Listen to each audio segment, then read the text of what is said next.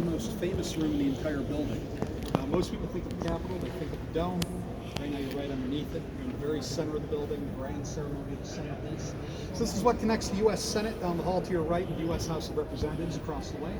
It's where the House and the Senate will meet, not for politics, but instead for ceremony. We'll unveil new state statues here, have congressional gold medal awards, and most importantly, come here to say goodbye to important figures and leaders when they pass away. We have the laying in state of elected figures and the laying in honor of non-elected figures in this room. It's our grand national stage, except it wasn't always that grand.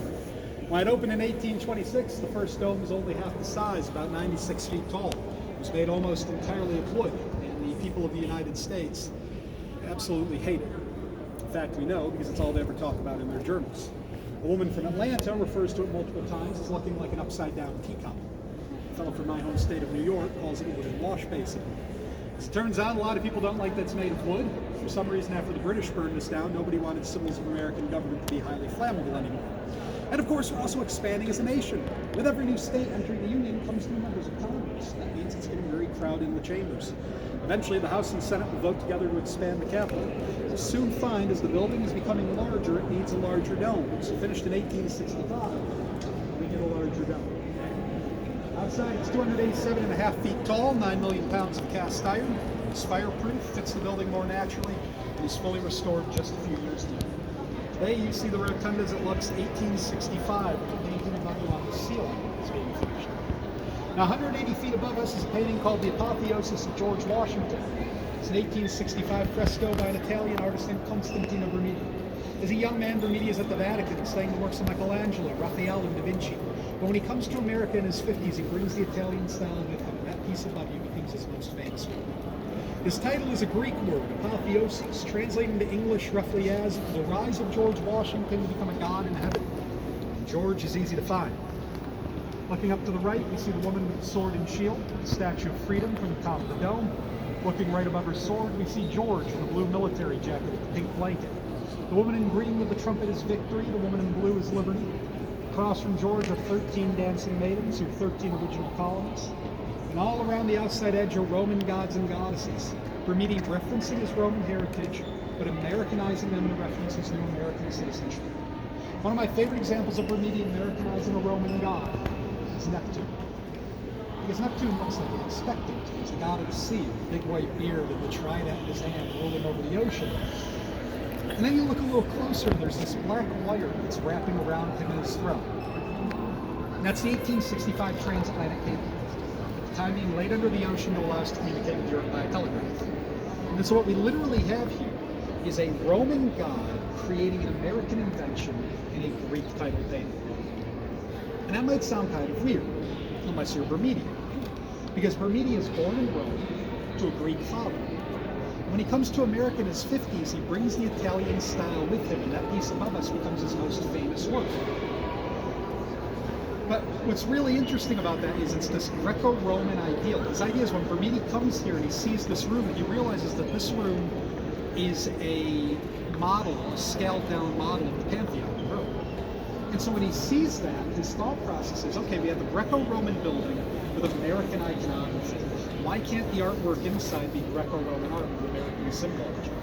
So in 1870, he goes to Congress. He says, in Rome, we carve our history into the walls. Why aren't you doing that here? And he proposes the frieze of American history, this carving that's going to go all the way around the upper wall, telling a chronological history of the nation. And Congress likes the idea, except for the carving. So carvings take too long. The 72-year-old Bermidi, he's worried he won't get long enough to finish it. So he comes back and he says, what if I paint it? Now the French, they call this trick the trick of the eye. It's the ability to paint a flat painting to look three-dimensional. Bermidi's a master. He starts right above the door we entered with the scene of Christopher Columbus landing in West Indies. And after about a year, he's standing right above us. Now we can't quite see it because of our angle. We're going to see it better when we walk around in a minute. Above us is going to be William Penn meeting with the Lenape to sign the Treaty of Pennsylvania. At the age of 74, while he's up there finishing the scene of Penn, Bermidi collapses and falls off the scaffold. But of course, the first thing we notice is none of us are standing in Bermidi's shaped hole right now. There's good reason for that. He reaches out, grabs in the scaffold, hangs 50 feet above us for 15 minutes. The Capitol Police officer and guide walk in. There he is. He's just hanging up there. They go running up the scaffold. They grab onto Bermidi. They pull him into safety. Understandably, after that day, he decides he's never climbing a scaffold again.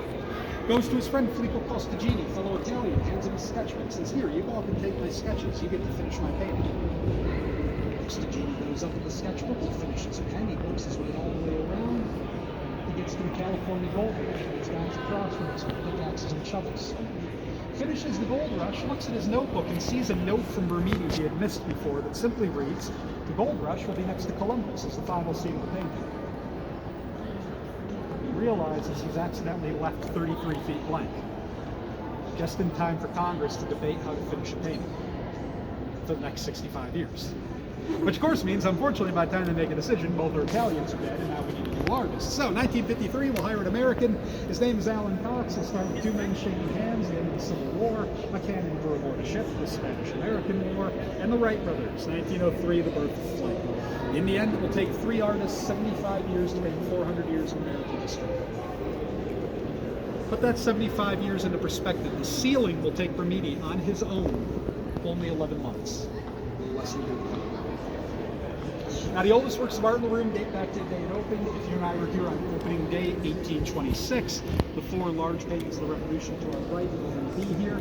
They're by an American artist named John Trumbull of Connecticut. He was a veteran of the war, knew many of the men he painted personally. His most famous across from us is the Declaration of Independence, commonly seen in most of our textbooks. He also opened back in 2 days since 1976. 1840s and 50s, honoring our movement west towards California. We honored the artists came in to honor 4 new artists creating 4 new scenes as supporters and settlers.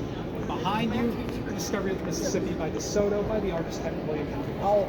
In it, we see DeSoto as he becomes the first European to chart the location of the Mississippi during his westward expeditions in 1542. The final items added to the room are statues, and at the U.S. Capitol we have 3 specific types. The first is a state statue. Every state gives us 2. If the state gives us a former president, it is here in the rotunda as a sign of honor. Gerald Ford here is a great example representing his home state of Michigan. We can have commissions where Congress pays an artist and we receive a finished product back in return. Abraham Lincoln commissioned 1866 from the artist Virginia Reed. At the time she finishes that statue, Vinnie Reed is only 17, the youngest artist with a permanent work on display in the building. Finally, our last type of statue is a gift. Exactly what it sounds like. You and I get together, buy a statue, and give it to Congress. If they like it, put it on display. Take a look at these 3 women over here. The National Women's Portrait Monument.